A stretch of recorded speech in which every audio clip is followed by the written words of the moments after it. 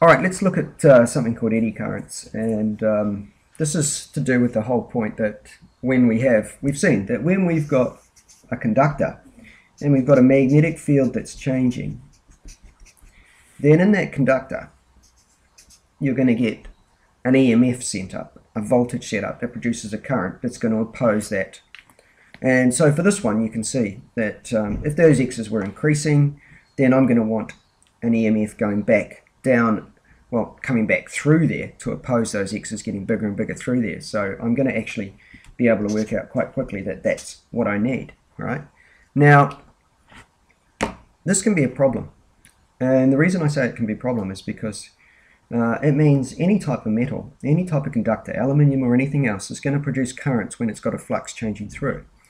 So when you build a transformer and you've got, maybe you've got these coils and you're putting all these coils round and round and round and round and round, that's coil 1. That could be your coil 1. Then you might put a whole bunch more coils round. They often are just on top of each other. What you might want to put in the middle, and you know this from level 1, is you might want to put, I'll use red, you might want to put an iron core. Now the iron core is there to increase the inductance of the whole coil, and therefore you get you get more of a voltage out of it, all sorts of things like that. We know all about that.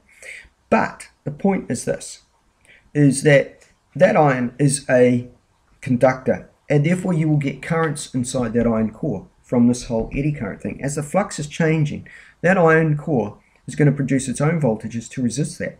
These are called, and these are produced by EMFs produced, and there will be currents flowing in that iron core, and we call these eddy currents.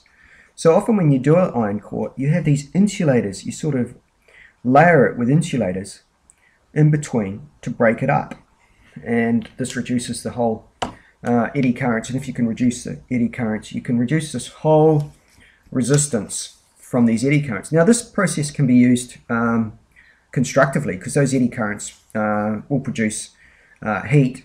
So the whole idea, this is how these induction cookers work.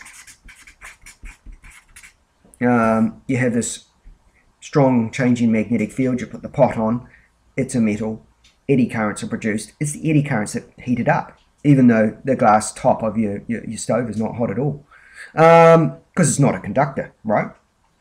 Now, hopefully you saw the one where we had the big magnet, 2 poles like this.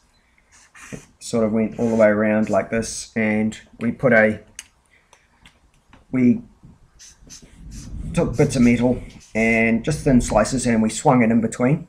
And when it was a solid piece like this, you could feel the resistance. Now the resistance is coming from these conductor going through a magnetic field. The flux is changing as this whole thing swings in and out. As the flux changes inside the metal conductor, EMFs are set up, or voltages are set up to produce currents to oppose that change, and that opposition of that change reacts with the magnetic field itself, and you can feel the drag. Now if we cut these bits of metal, so you actually just have a whole bunch of slits there, then you can reduce the size of the currents. Reducing the eddy currents reduces the magnetic field produced by those eddy currents, reduces the interaction between the magnetic field produced by this conductor and the magnetic field of the big magnet. So these eddy currents are something we need to know about.